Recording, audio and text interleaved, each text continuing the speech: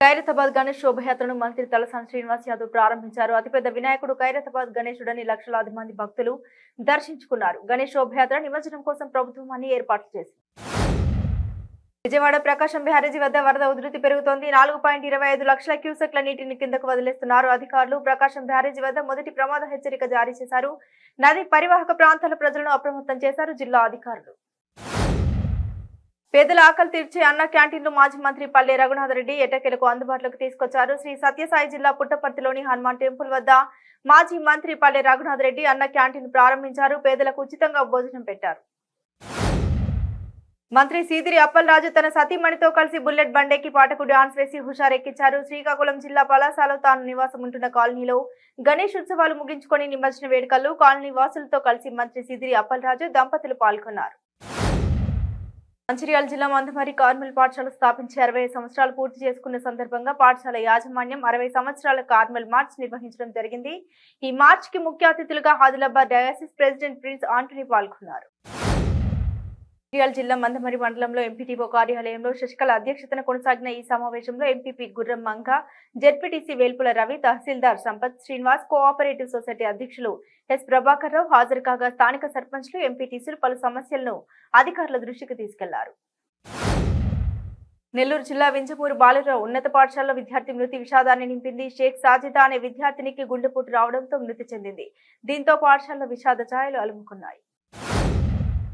శ్రీకాకుళం పంట పొలాల్లో అరుదైన చిప్పల అలుగు ప్రత్యక్షమైంది. దీంతో స్థానికులు అలుగును వింతగా వీక్షించారు. ఎవరైనా దాడి చేస్తారనే భయంతో అలుగు ముడుచుకుపోవడం దీని స్వభావం. అయితే చుట్టూ భారీగా ప్రజలు గుమిగూడడంతో అలుగు ముడుచుకుపోతున్న పరుగులు పెట్టింది. తర్వాత దీన్ని పంట పొలాల్లో విడిచిపెట్టారు గ్రామస్తులు. నెల్లూరు నగరంలో చిరుజల్లులు పడుతుండటంతో నెల్లూరు నగరంలోని నారాయణ ఇంజనీరింగ్ కళాశాల జాతీయ రహదారిపై 2 బస్సులు ఒక లారీ ఢీకొట్టి పలువురికి స్వల్పంగా గాయాలయ్యాయి. ప్రాణాపాయం తప్పడంతో పలువురు ఊపిరి పీల్చుకున్నారు. తిరుమల శ్రీవారిని పలువురు ప్రముఖులు దర్శించుకున్నారు. ఎమ్మెల్యేలు డోలా బాల వీరంజనాయ స్వామి, బాలినేని శ్రీనివాస్ రెడ్డి, ఎమ్మెల్సీ సుంకరి రాజు, ఎంపీ రెడ్డబ్బ దర్శించుకొని ప్రత్యేక పూజలు నిర్వహించారు. శ్రీవారి దర్శనార్థం కుటుంబ సభ్యులతో కలిసి వచ్చిన వీళ్లు వీఐపీ విరామ సమయంలో దర్శించుకున్నారు.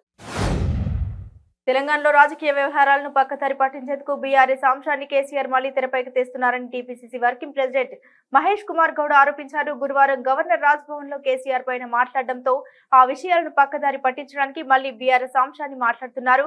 ఇప్పటికే కేసీఆర్ చాలా సార్లు జాతీయ రాజకీయంగా మాట్లాడారు. ఇదేమీ కొత్త కాదు. రాష్ట్రంలో ఎప్పుడు ఎన్నికలు వచ్చినా ప్రజలు కేసీఆర్ ని ఇంటికి పంపడం ఖాయమని ఆయన పేర్కొన్నారు.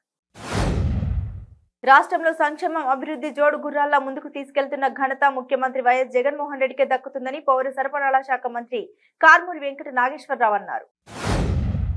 లోన్ యాప్స్ వ్యవహారంపై ఏపీ ప్రభుత్వం సీరియస్ అయింది. లోన్ యాప్ల ఆగడాలపై కఠిన చర్యలకు జగన్ ప్రభుత్వం ఆదేశించింది. Reserve bank of India RBI అనుమతి లేని లోన్ యాప్లపై కఠినంగా వ్యవహరించాలని నిర్ణయించారు. ఈ మేరకు అధికారులకు ఏపీ ప్రభుత్వం స్పష్టమైన ఆదేశాలు జారీ చేసింది. అనంతపురం జిల్లాలో డిస్మిస్ కానిస్టేబుల్ ప్రకాశం జిల్లా ఎస్పీ ఫకీరప్ప కాగిరి నెల్లిని ఎస్సీ ఎస్టీ చట్టం కింద అరెస్టు చేయాల్సిందేనని డిమాండ్ చేస్తున్నారు. దళితుడనే చిన్న చూపుతోనే తప్పుడు కేసులు, వాంగ్మూలాలతో తనను ఉద్యోగం నుండి తొలగించారని ఆరోపిస్తూ Prakash Anantapur 2 town police station లో ఫిర్యాదు చేశాడు. ఆచారం Delhi public school principal Sunitha Rao best teacher national award అందుకున్న సందర్భంగా ఆమెను సన్మానించారు. డిపిఎస్ చైర్మన్ కొమరయ్య రాష్ట్రపతి ద్రౌపది ముర్ము చేతుల మీదుగా బెస్ట్ టీచర్ అందుకోవడం పట్ల సునీతారావు ఆనందం వ్యక్తం చేశారు. గుంటూరు జిల్లా పొన్నూరు మండలం మామిలపల్లి అడ్డ రోడ్డు సమీపంలో ఆర్టీసీ బస్సు ప్రమాదానికి లోనైంది. పొన్నూరు నుండి గుంటూరుకు వెళ్తున్న ఆర్టీసీ బస్సు అదుపు తప్పి లారీని ఢీకొట్టింది. ఈ ప్రమాదంలో బస్సులో ప్రయాణిస్తున్న 2 ప్రయాణికులు గాయాల పాలయ్యారు. పూతలపట్టు నాయుడుపేట జాతీయ రహదారిలో తిరుపతి సమీపంలో బొలెరో వాహనం ప్రమాదం జరిగింది. గూడూరు నుండి పలమనేరు వెళ్తుండగా తిరుపతి జాతీయ రహదారిలో ఈ ఘటన చోటు చేసుకుంది. బొలెరో వాహనంలోని వెనుక వైపు ఉన్న టైర్ పగిలి ప్రమాదం జరిగింది. అనంతపురం జిల్లా కుందుర్చి మండలం మాయదార్లపల్లి ప్రాథమిక ఉన్నత పాఠశాలలోని 6, 7, 8 తరగతుల్ని బసవాపురం ఉన్నత పాఠశాలలో విలీనం చేయడాన్ని వ్యతిరేకిస్తూ 50 రోజులుగా పాఠశాలను మూసివేసినా కూడా అధికారులు పట్టించుకోకుండా ఉండడం వల్ల ఈ రోజు పాఠశాల విద్యార్థులు, గ్రామస్తులు మాయదార్లపల్లి గ్రామంలోని వాల్మీకి మహర్షి విగ్రహానికి వినతి పత్రం అందజేశారు. నిర్మల్ జిల్లా కేంద్రంలోని ప్రియదర్శిని నగర్ కాలనీకి చెందిన హరి అనే 14 ఏళ్ల బాలుడు సిద్దాపూర్ వద్ద గల స్వర్ణ నదిలో వినాయక నిమజ్జనం చేస్తుండగా గల్లంతయ్యాడు. నిన్న రాత్రి గణేష్ నిమజ్జన శోభయాత్ర నిర్వహించుకొని గల్లంతైనట్లు బంధువులు పేర్కొన్నారు. గణేష్ నిమజ్జనం అంటే గుర్తొచ్చేది హైదరాబాద్. గణపయ్యను 9 రోజుల పాటు భక్తి శ్రద్ధలతో కొలిచిన భక్తులు ఆయన్ని అంగరంగ వైభవంగా గంగమ్మ ఒడికి చేర్చుతారు. నగర వ్యాప్తంగా ఉన్న చిన్న వినాయకులు మొదలు భారీ గణనాథులు ట్యాంక్ బండ్ ఆయా చెరువుల వైపు కదులుతుంటాయి. వేలాదిగా వినాయకులు ట్యాంక్ బండ్ వైపుగా రావడంతో ట్రాఫిక్ జామ్ ఏర్పడింది. భక్తులు తమ వినాయకుల్ని వివిధ రకాలుగా అలంకరించి శోభయాత్రలో పాల్గొంటున్నారు. వరంగల్ జిల్లా నర్సంపేటలోని మాదన్నపేట చెరువులో 6.32 లక్షల చేప పిల్లలను రాష్ట్ర పంచాయతీరాజ్ శాఖ మంత్రి ఎర్రబెల్లి దయాకర్ రావు వదిలారు. శుక్రవారం జరిగిన ఈ కార్యక్రమంలో స్థానిక శాసనసభ్యులు పెద్ది సుదర్శన్ రెడ్డి, ఎమ్మెల్సీ బండ ప్రకాష్, జిల్లా కలెక్టర్ గోపి తదితరులు పాల్గొన్నారు. తెలంగాణ రచయిత ప్రజాకవి కాళోజీ నారాయణరావు జయంతి సందర్భంగా వేల్పూర్ ఎక్స్ రోడ్ లోని వ్యవసాయ మార్కెట్ యార్డ్ వద్ద ఆయన చిత్రపటానికి రాష్ట్ర రోడ్డు భవనాల శాఖ మంత్రి వేముల ప్రశాంత్ రెడ్డి పూలమాలలు వేసి ఘనంగా నివాళులర్పించారు.